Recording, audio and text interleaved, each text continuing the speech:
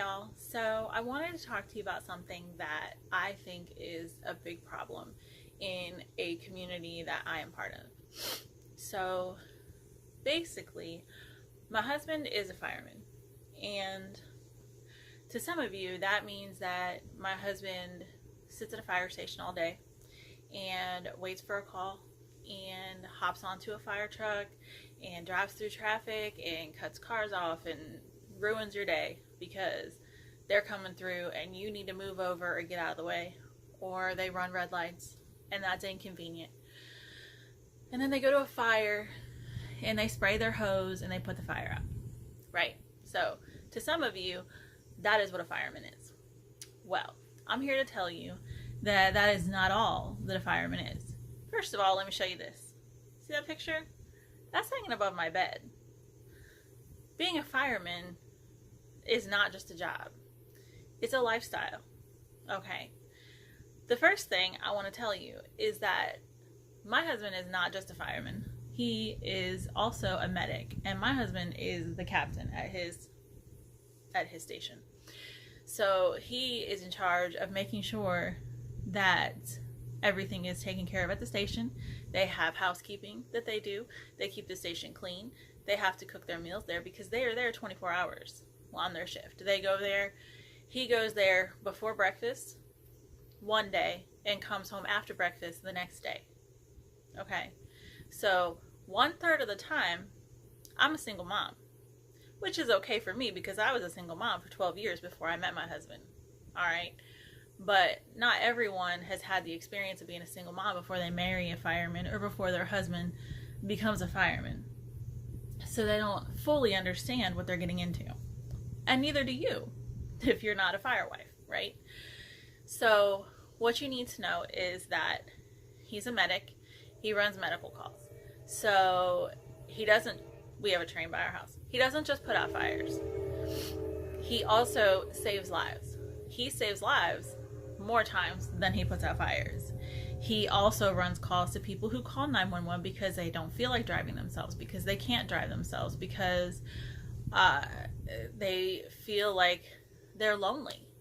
They get all kinds of calls, okay? And when someone calls 911, 911 can't just say, oh, I don't really think that's a big deal, I'm not going to send anybody out. They send someone out, and the first people to go out are the firemen, okay? And if it sounds bad enough, they'll also send a rescue car. Okay, so that is something that you need to know. Now, my husband happens to be at a slower station at this time in his career because he's coming up on retirement, which is great for us. But he has been at stations where he barely got any sleep. And he comes home from work and he is tired and worn out because not only has he not gotten any sleep, but the entire time that he was gone, he would sit down to relax and the tones would go off. Now, imagine you're sitting in your recliner at home watching TV, or you're just sitting down to the dinner table to your delicious meal that you've been cooking, and a bell goes off in your house and the lights come on, you know, the emergency lights come on, and a little voice comes out of the ceiling and says, oh, I'm sorry that you were about to have some leisure time, or you were about to eat your first meal of the day at 5 p.m.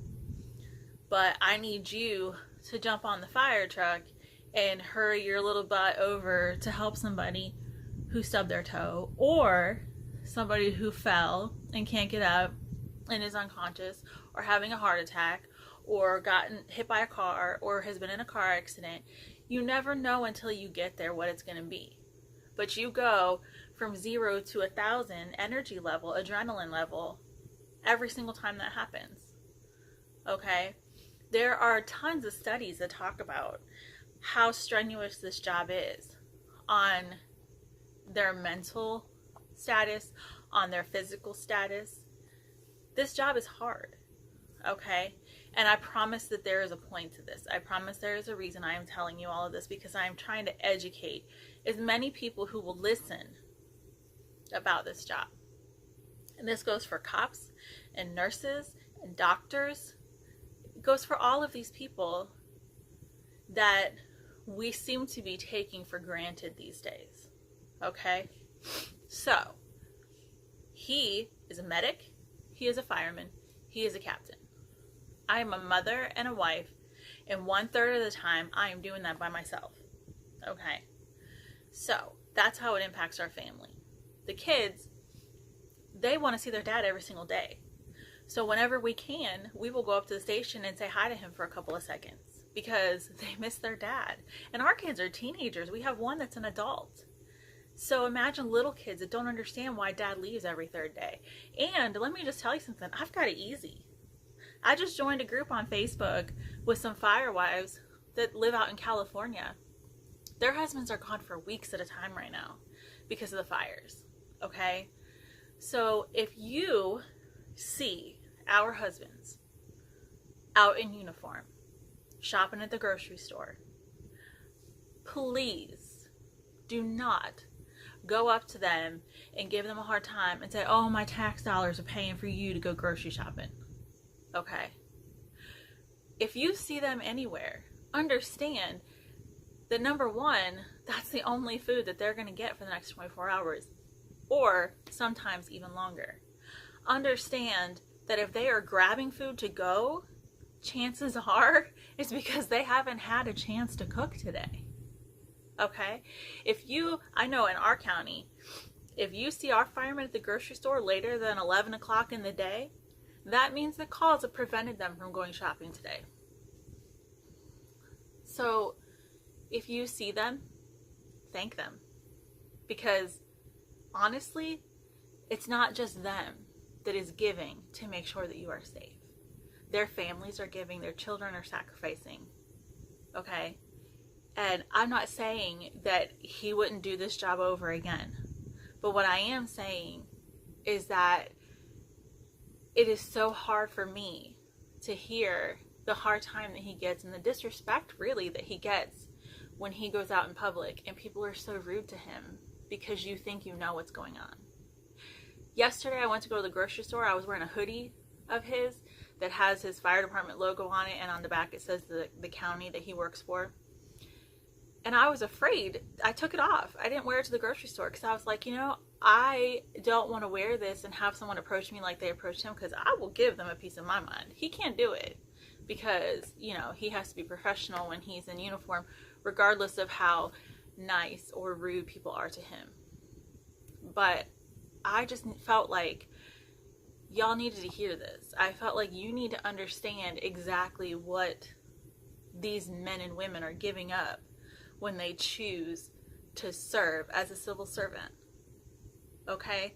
And I would love for any other firewives to talk about the sacrifices that you make because your husband is serving, or if you are a husband of a firefighter, I would love to hear that too. Okay? Because the men and women that serve doing this are making sacrifices, and so are their families. So I just think it's important for society and civilians to understand what they're giving up. And let's not leave out our police officers either. If you're connected to a police officer, please share as well, because I imagine that's even worse. I know that I am scared every time I know my husband is fighting a fire or working an accident on the interstate that he's going to get hit by a car. And he's even had guns held on him. But police officers deal with that every single day. So please comment below the struggles that y'all deal with this, because I think it's important for everyone to understand what's really happening. Thanks, guys. Have a great day.